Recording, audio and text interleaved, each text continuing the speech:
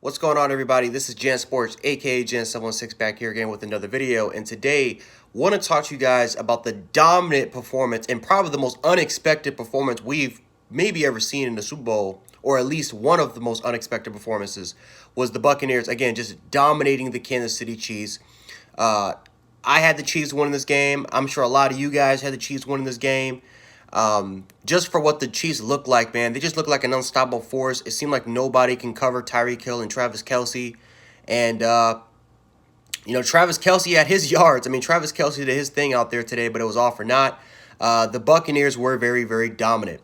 The Chiefs, man, at least talking about a couple factors that went into it. I know Chiefs fans will blame the refs, and like I said, they're a fan base, and I know a lot of people will definitely blame the refs, and people will probably say, "Hey, it wasn't Belichick that was pretty much calling the referees and calling NFL officiating and saying, hey, you need wait, we gotta do this, give that team all the flags."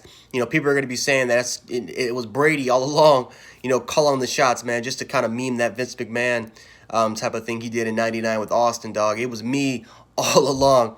But no, anyway, man, the Buccaneers, man, dominated this football game. They dominated this football game from start from start to finish. They were extremely dominant up front. The Chiefs losing Mitchell Schwartz and Eric Fisher, I think, were big losses. I feel like that's something that I think a lot of people kind of missed, was how truly big those two tackles were. They had a couple of backup tackles. The interior of the offensive line is not that strong. And, we saw Ndamukong Suh pretty much dominate. We saw Vita Vea pretty much dominate up front. We saw Shaq Barrett and Jason Pierre-Paul. Well, most likely, Shaq Barrett was unguardable. No one could guard can guard Shaq Barrett. I mean, whether it was finesse or it was straight up power, Shaq Barrett was literally all over the football field. They could not block that dude all over the place. And, the Buccaneers front pretty much did all the work. The Todd Bowles, he didn't blitz. He stayed strong. He let Levante David and Devin White, he let him play football. And he trusted those guys. He believed in those guys. And overall wise, they did a great job of really shadowing guys like Tyreek Hill and Travis Kelce. They would put a double team on those guys every single time. Whatever Tyreek went, there will be two guys following. Whatever Travis Kelce went, there will be 2 or 3 guys right there watching him. I mean, for the most part, they just left their other guys in an island and just say, hey, you gotta force them to beat. Allen Robinson. I'm sorry, no, Marcus Robinson, Miko Hartman, Sammy Watkins. They forced those guys. The Buccaneers, Todd Bowles, was saying, hey, those guys are gonna have to beat us. You're gonna have to prove to us that those guys are more of a threat than Travis Kelce and Tyreek Hill. And that just didn't really happen, man. Now, Patrick Mahomes did not have a good game as well. He did not have a good game compared to what we've seen before. This was honestly maybe the worst game I think I've ever seen from Patrick Mahomes since he's been in the NFL. Just was not comfortable out there today, was pressured all day long, was forced out the pocket. There were times where he kind of made some uncharacteristic things and he just kept scrambling backwards almost the majority of the time. He tried to make a play. He tried to create too many plays. And I think the funny part is that Patrick Mahomes he honestly made almost three impossible throws. He almost made 3 impossible throws to Robinson in the back of the end zone, I think to Kelce near the goal line. I forgot the other play, but yeah, Patrick Mahomes almost made 3 impossible throws. Pretty much him just throwing the ball sideways while he's going down. He's like, it was crazy just to watch the arm talent and the arm strength of Patrick Mahomes. Definitely probably the most talented quarterback we've ever seen. I know him and Aaron Rodgers is a debate, but I got to give it to Mahomes.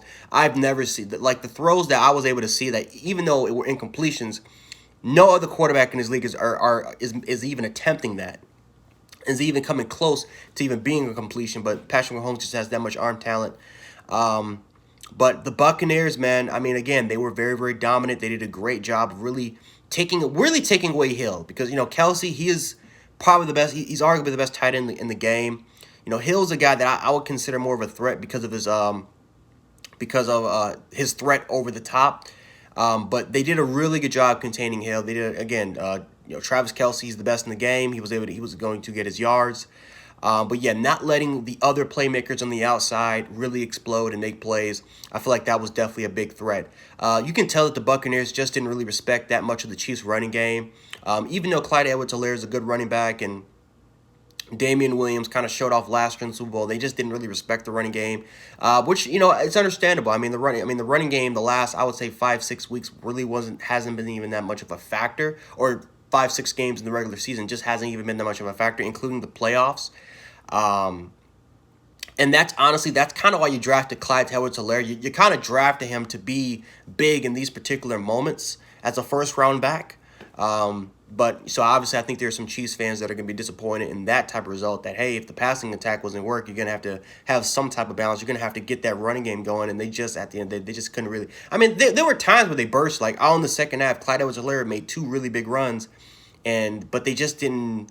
They relied too much on the pass, and the Chiefs' identity has been the passing attack. It's been Hill, it's been Kelsey, but there's also been some type of balance with the running game as well, and we just didn't really see that much tonight. Talking about this offense, man, Brady was efficient, very, very efficient, especially in the first half.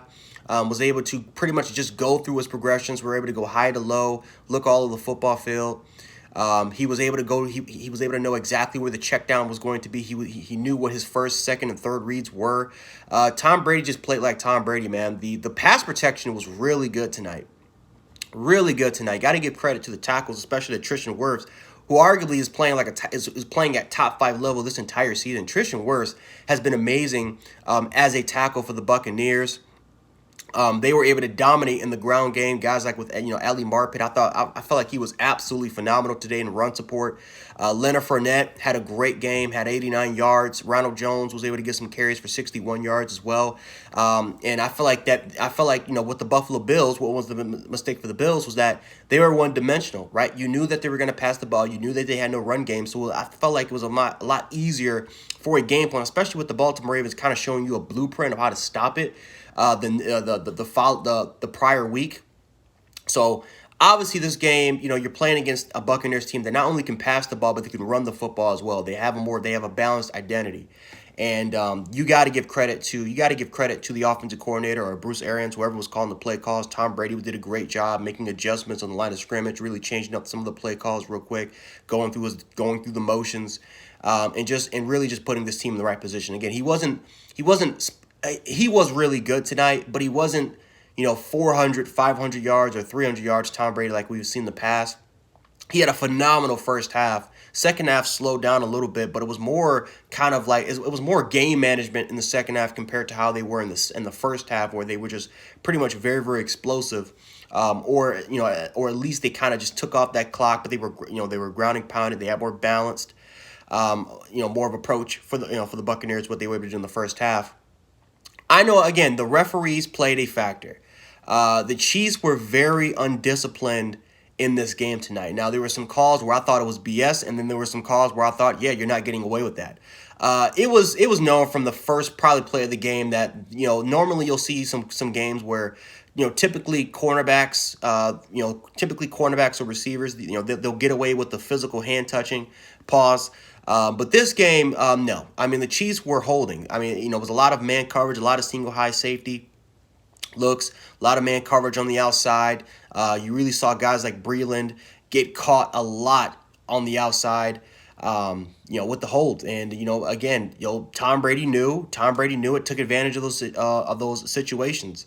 The Chiefs had over 10 penalties in the first half alone. It was just, you're just not going to get away with that. And it cost them so much field position, and the Buccaneers were able to take advantage of it. So yeah, I understand that there's going to be some Chiefs fans out there that are definitely not going to be pleased, but you got to give credit to the Buccaneers for taking advantage of those opportunities. The Chiefs just had to do a better job, of just playing disciplined football. And the Chiefs are the least penalized team in the league, so kind of to see some of those uncharacteristic approaches in this game was a little bit shocking. Again, there were some penalties where I thought it was BS, But then there were other penalties, a lot of those penalties in the game where I thought, well, yeah, you're not going to get away with that. So let's not blame the referees for Tom Brady and the Buccaneers winning this game. I mean, it was in my opinion, was it the best called game in the world? No, it wasn't.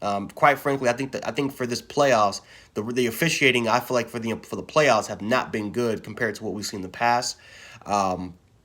But again, a lot of uncharacteristic things. And, I think a testament has to be with the Buccaneers, with the receiving core, with Mike Evans, with Chris Godwin. What Antonio Brown was flawless today with his route running ability.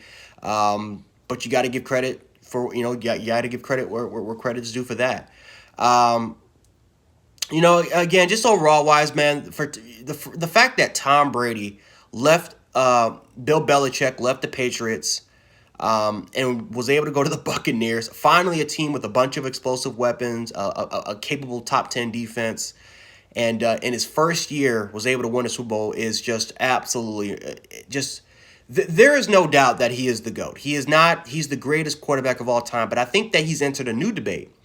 I think that he's in a debate for possibly the greatest sports athlete of all time, if not the greatest winner of all time. And people will say, well, Bill Russell's the greatest winner of all time. And, you can't argue with 11 rings. And obviously you got Michael Phelps with the Olympics and obviously a bunch of more athletes. But in a sport that is just so hard to win, to win these games, the fact that Brady has made it to 10 Super Bowl appearances, and he's won 7 rings, and he did it on a different team in the NFC conference, is just absolutely phenomenal. And it was a wild card round too. I mean, I think this was Tom Brady's first championship ever in a wild card. So, being in the wild card spot. So, yeah, man, Tom Brady, he is not only the greatest quarterback of all time, but obviously there's going to be he's going to enter a new conversation, a new debate about if he's the greatest sports athlete of all time. Has he surpassed guys like Pele and Cristiano Ronaldo and Serena Williams, Tiger Woods, Michael Phelps, and so many other great athletes that